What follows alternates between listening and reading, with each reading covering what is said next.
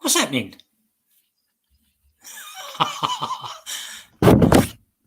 Can you hear me? All right, that's okay. I can't hear you, by the way. No, I can't hear you. Anyway, good morning to successcafe.tv. I don't know what's happened to Warren, but he's decided to go silent on me. Can't hear you, mate. You're going to have to play with your headphones. Earphones, headphones. No, put the other earphone in. Can you hear me now? I can, yeah. Okay, that's strange. Yeah, I know. Anyway, let's get straight on as we've wasted seconds. 45 seconds. Yeah, I know. But so what dastardly fiend is the thief of time? What is it, Warren? It's definitely not your friend, which I originally read. Yeah, it's definitely fiend. Fiend. Fiend. Mr. Procrastination. Yeah, absolutely. So we have spoken about it before, but it always does good to come back and talk about it. So who is the villain of the piece here? Who's the villain of the piece? Yeah. Or you mean in the piece, like as in the play, or? No, piece, P-E-A-C-E, as in the villain of the piece, as it were. Okay. So, well, I'd say it's everyone. It's all of us.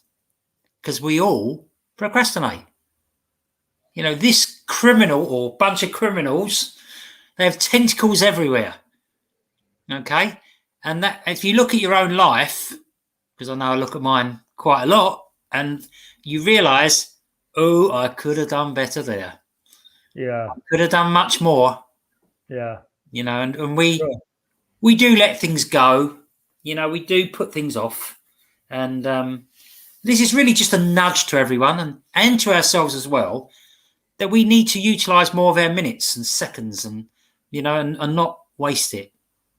So, but in the same breath, I don't think we need to think that we have to be busy all the time when we're utilizing those minutes and seconds and hours, but just do something constructive with it. Yeah, it doesn't have, if we're talking about business and that, it doesn't have to be business, but, you know, it could be just spending a bit of time with your significant other. But what I'm saying, and yeah, because we do want a bit of downtime. You know, I get all that. You know, you do need it.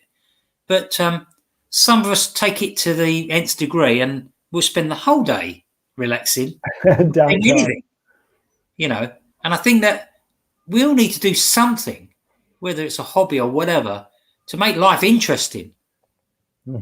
Life isn't interesting. I don't think so. Life isn't interesting if you spend all your time doing one thing. Couch surfing. You know, even if you're just doing one thing all the time, for some people they can be that focused on something that they can just do it. Doesn't matter. They can just keep going.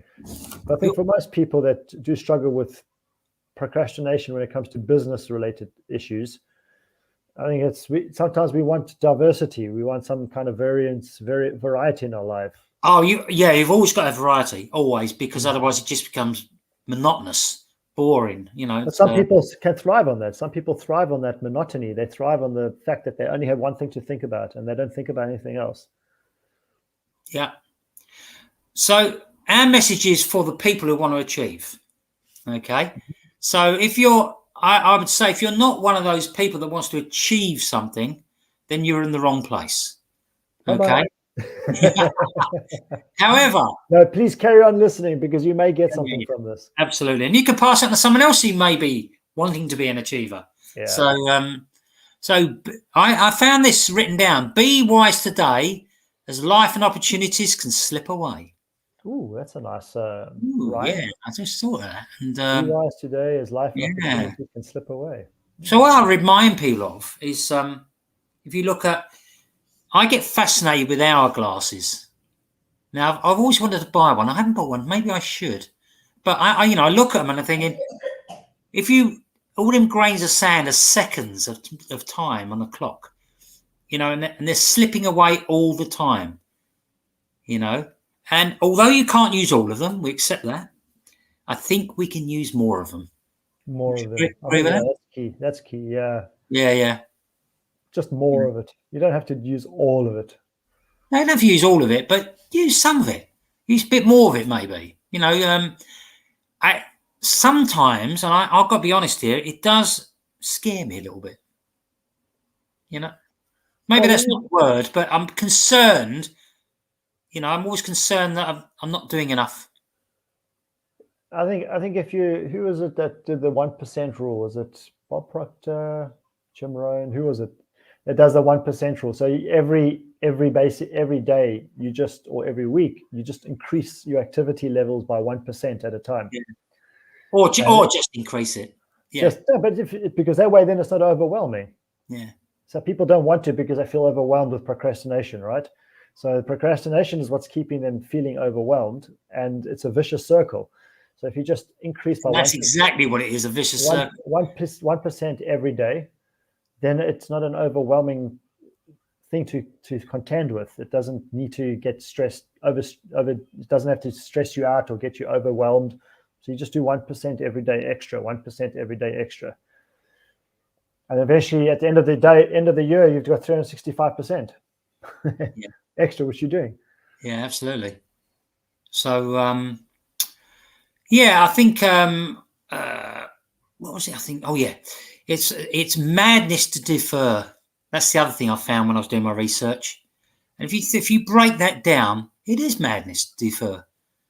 And how many times have you had a to-do list? I don't like to-do lists, but we had a to-do list, and there's something that crops up on every bloody to-do list because we haven't done it. Keep moving it to the next list. Yeah. Why not? You know, why not? And it could be something you probably don't like to do. It's a person you don't want to talk to, or whatever it is. And we really do keep pushing it to the back of the list. Maybe we should just make it top of the list and get it out of the way so it's gone forever. Mm-hmm. Some people call them open loops. Okay. Open loops that really suck away some of your mental energy.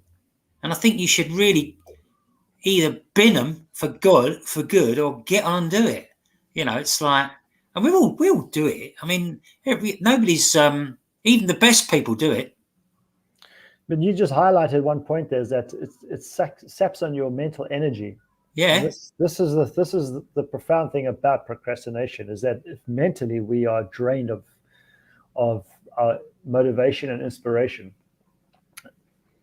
Yeah. And inspiration can only come from being freed up, right? If you're freed up, then that's where inspiration comes. But if you've got this thing that's nagging on you that you keep delaying, or deferring on, as you say, then it's going to drain on your mental energy. Yeah, that's right. I mean, what is it at the end of the day, procrastination? Is it intentionally or habitually putting something off or delaying it until another time? And sometimes it never comes, as we know, you know. And as I say, it's just better for mental purposes that you get on with it and do it. And then you can think about, if you get it out of the way, you can just move on to something that's even better or much better. Easier, at least. Yeah. So why do people procrastinate? Fear. Yeah. Fear of the Fear of getting it wrong, fear of failure. Yeah. The old telephone was the famous one when I was doing direct sales and things like that, where you know, I mean, I cured my fear of the telephone by doing it against the wall 1,000 times. Now, telephone doesn't bother me in the slightest. I can talk to one person, or I could talk to 1,000 people in a day. Oh, forgetting the hours, the amount of time you would need, you know. And a lot of quick phone calls. Yeah, a lot of quick phone calls. Yeah, it depends what you're saying, but 1,000 calls a day. So a lot of quick phone calls. So that links into skills, skills and habits. Okay, some of it is a skill, remembering what to say. A lot of it is habit, and a lot of failure as well. A lot of failure where you've phoned up and you go, you just totally lose the plot, and it's like a diatribe. You go on a diatribe. Thank God the person on the other end doesn't know what you're talking about. You know, this is also procrastination. It's habitual, right? Yeah. So salespeople, it's intentional. Then that's one of the biggest things, without a shadow of a doubt. But if we're doing something that's too long or boring, you know, or complicated or unimportant to us, Yeah, so it's not that important, so we don't do it. Then why is it on the list? It must be of some importance. It could be that we don't like it. Well, don't do it then. Don't do it. Cross it off. Get it out of your life. You don't need to do it then. But if it's still on the list, the reason is because you've got to do it. You know. Mm-hmm. Sometimes Bottom line is you have to take care of it somewhere along the line. Absolutely. Yes. I mean, sometimes it could be you've changed your preference. You know, whereas before it was on your list, now it's not so important. So then all you got to do is erase it.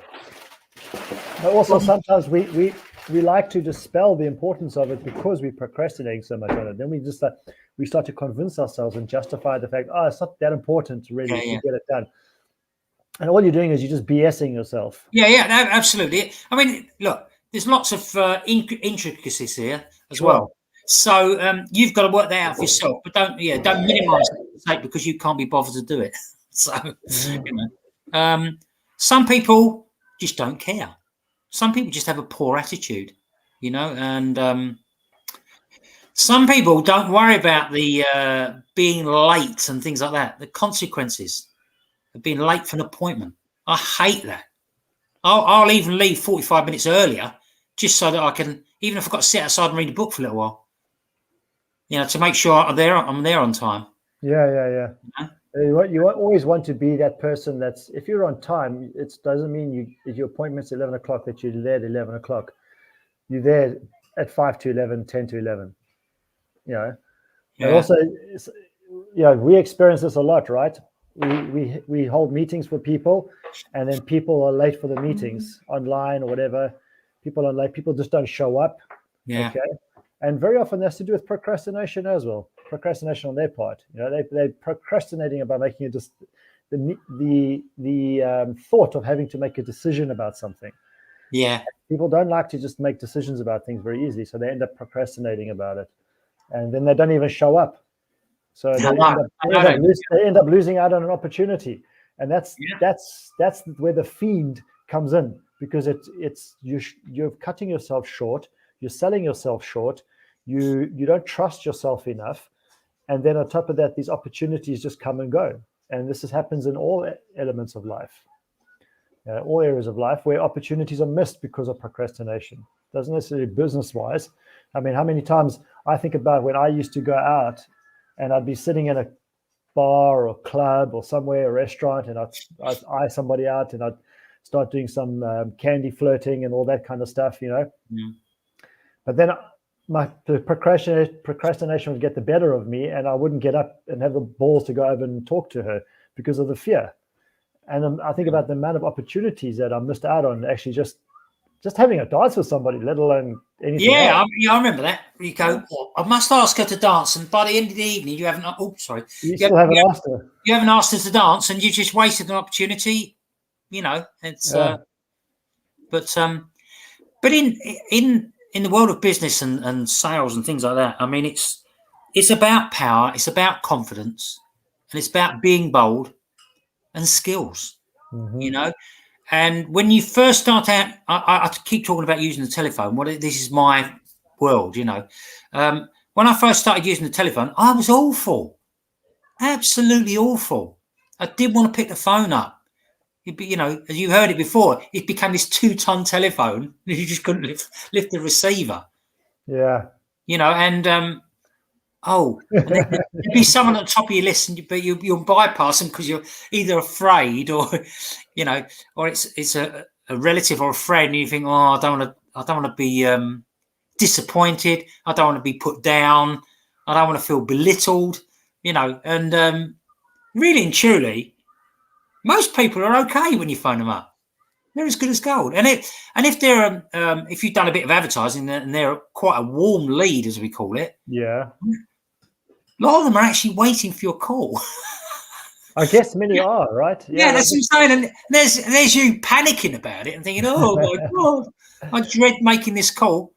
You know, we end up having this scenario going on inside of our heads, this conversation that doesn't even exist because of procrastination. You know, we're trying to rehearse what we're going to say to the person, what the person's going to say back to us, and because we're phoning them, we think we're impeding upon their privacy or their time, whatever. And as you say, very often these people are like, I want to talk to this person. Yeah, and that's right. Themselves, you're not necessarily the top of their mind, the forefront of their mind. But the moment you phone them, you are. And then they're like, oh, I'm so happy to hear from you. And this has happened to me on many occasions. Yeah. So I can just imagine how many people are missing out on that. I'm so happy to hear from you, because they just have never made that phone call to begin with. I think what you hear me mention this loads of times in different podcasts for different things, and it's the old mental monster that seems to grow. And if you can imagine, it's the unknown. It's like these horror films where you actually don't see the monster, or you don't see it. It's all about you thinking about it. It's all about the not visually seeing that thing. You don't know what it is, and then it's anticipation and excitement, and also fear and everything. And it's a bit like that with the phone when early on. But if you do enough of it, it becomes so easy, like everything else. Telephone's a little bit different to everything else. I mean, if you don't know how to do something, and you teach yourself for 5 minutes and you learn how to do something, you go from dunce to expert. Okay? With a telephone, it takes a little bit longer, and you have to be prepared to take. You have to take a few spears. And make sure you got your guard up. But but in the end, it becomes absolute fun. You can have so much fun on the telephone; it's unbelievable. But you have to go through all the trouble and tribulations first. And it's the same with everything else. Do things that are pleasurable and you enjoy. A very good friend of mine, when I first met him, he used to say, in his teachings and his seminars and that, he used to say, if you can't, then you must. Yeah. Just to prove to yourself you can. Because you can. So you don't have to carry on doing it afterwards, but if you've done it and you're happy with it. Because you're the only one that's saying that you can't, right? Eh? You're the only one that's saying that you can't. Yeah, I know. Invariably, you're the only one. Okay, sometimes we get people in our lives that tell us we can't do certain things, but when there's a fear involved, you're the only one that's telling yourself you can't do it. So this is why you must do it. So as you say, as Paul says, you want to be able to prove it to yourself that you can do it, because you can. That's right. Doesn't matter what it is. I mentioned the word confidence. Well, it can go the other way as well. You can be overconfident and believe you've got sufficient time to get the job done, or whatever it is on the list, and in fact you haven't got enough time. So then you procrastinated in a different way.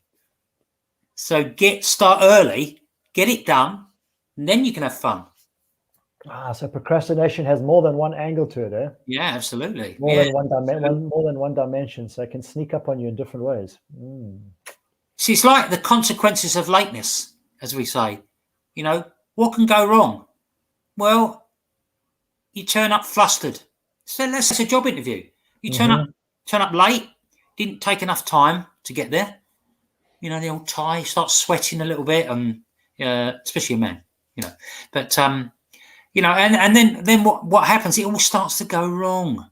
Yeah, it does. Everything starts to snowball, right? Yeah, I mean, it's like when you leave to go to an appointment early, it's like, take my time, and everything's fun and easy. And when I'm late, I'm going, oh, bloody hell, I'm late. This, and it just, things start. Now your breathing is irregular. Oh God, your pupils are dilated. Anxiety cutting in. As you say, the sweat starts to come because you're rushing around, and let's say it's a warm day.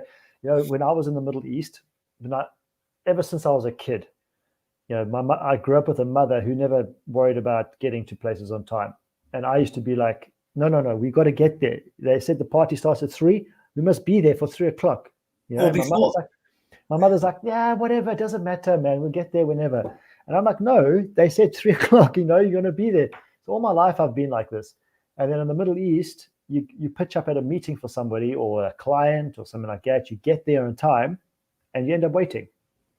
Or you go to a meeting for a company, and you're on time 5 minutes early, and you end up waiting for an hour for them, because in the Arab world, time doesn't matter. Yeah, okay. And it was very frustrating for me. That was very frustrating, because I had to basically calm myself down sometimes to not get up and walk out, because sometimes it's a little bit more than your pride and your ego, that's at stake. But this is very often what I wanted to do. I would just get up and walk out. Just last week, I had a call with supposed to be a three-way call with some people, and I ended up cutting the call out, because 15 minutes later, I'm sitting there and no one's pitched for the call. And I was like, sorry, guys, I'm going. Bye-bye. I messaged them and I said, thank you very much, but I have other important things to do as well. And this is why I say this is where procrastination is often the fiend when it comes to things like this. We procrastinate, then we end up rushing. And then when we rush... Yeah, that's right. Yeah. I think postponing it in itself is detrimental to everyone, not only yourself. Sure. It's also a waste of time, because you're using double the amount of brain power. And some people can absorb loads and keep going. I've got to that stage now. I can absorb loads, and it doesn't bother me. But I know, being around people, that some people can only absorb so much. Mm-hmm. And I get that, because I used to be there, and because the more busy you get, the more you can deal with, and but again, it's a waste of time if you postpone. It costs valuable time, and it can cost resources, it can cost money. Yeah. And we all want a simple life at the end of the day. We all want a simple life that actually works for us, whatever that is for the individual, doing last minute stuff. I know sometimes we have to, sometimes we don't have a choice, but try to get away from doing a lot of last minute stuff. Prepare well. When I do these podcasts, I normally prepare well. However, there are days when you leave it to the last minute. Yeah. And I never feel 100% happy when I've done that. I like to do my research and things like that the day before, so that I feel confident going into starting that new day, that I don't have to think about it. I used to convince myself when I was at school that if I did my projects and my things last minute, I always did them better. Yeah, but I was just damn ass lazy to do it over a period of time. So I would leave it to the last minute. But I convinced myself that if I do it last minute, this is when I perform better. Yeah. That was just a lie to myself, and this is how we are in business as well. Yeah, although I do say that you've got to discipline your disappointments, and especially with the phone and speaking of prospects and things like that.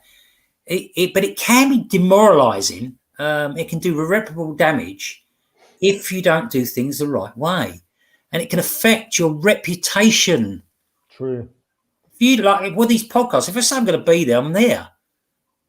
Unless there's a technical difficulty that you can't do anything about. But and you look like a fool, if you procrastinate too much, because it will show out to other people. Of course. And also you're not reaching your full potential. That's the other thing, by procrastinating. Mm-hmm. And look, we've all been there. This isn't a have a go at the people day. This is me talking about all the things I probably got wrong. Yeah. So, there are times when we don't make the smartest choices and make poor decisions. And one of the biggest ones is procrastination. That's that's how I find it anyway. So, but are there any times that you procrastinated when it's caused you a real problem? Oh man, I didn't think about that example for myself, but I'm sure there's many that have caused me problems. Procrastinating, I'm sure I've missed out on some potential big deals just by procrastinating on things, and also I'm sure that I've only opportunities in life from procrastinating. I know that for sure. Sometimes, you can look back at it and you think to yourself, oh, if only I had. But no, you can't. You can't afford to do that, because then all you're going to do is procrastinate again the next time, because you start to associate that with, it's like, because you think you failed the first time around, you start to get fearful of failing again, yet you haven't actually done anything in the first place. Yeah, you said earlier, vicious cycle. Yeah. It comes back. It just comes back to hit you again and again. Biting you in the ass all the time. Yeah, but procrastination can be really, really stressful. It can affect not only your business, yourself personally, but it can affect relationships.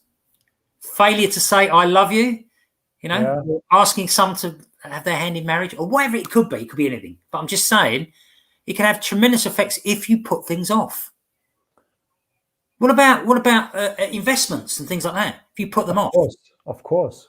Yeah. Let's say you've got this investment where you're getting a tremendous amount of interest per day, or week, or month, or whatever, and you put it off. But just remember as well that for those of you watching and listening to this, is that if you have a decision to make as to whether to put your money into an investment or to not put your money into an investment, to hold on to it or something like that, we're by no means giving you advice on that, but just remember that sometimes it is prudent to hold back a little bit. It's not about procrastinating. Absolutely, yeah. It's not about procrastinating. You want to ask yourself the important question: is this the right thing for me to do? And only you will know that answer. But don't just procrastinate on it and then justify it by saying, "Oh, maybe it's not the right thing for me to do." No, you got to ask yourself that question honestly. Yeah, I think one of the things is about doing the correct research. Well, that's of course. Doing the correct research is not procrastinating. No. Doing all your research, completing your research, and failure to make a decision is procrastinating. And then you also get people like you say, do your research, but you can get people that do too much research. And absolutely, yeah. And then it becomes a form of procrastination. I'm doing my research into it. Just make a decision now. You've done some research. Make a decision for yourself. You can do all your relevant research within a couple of hours.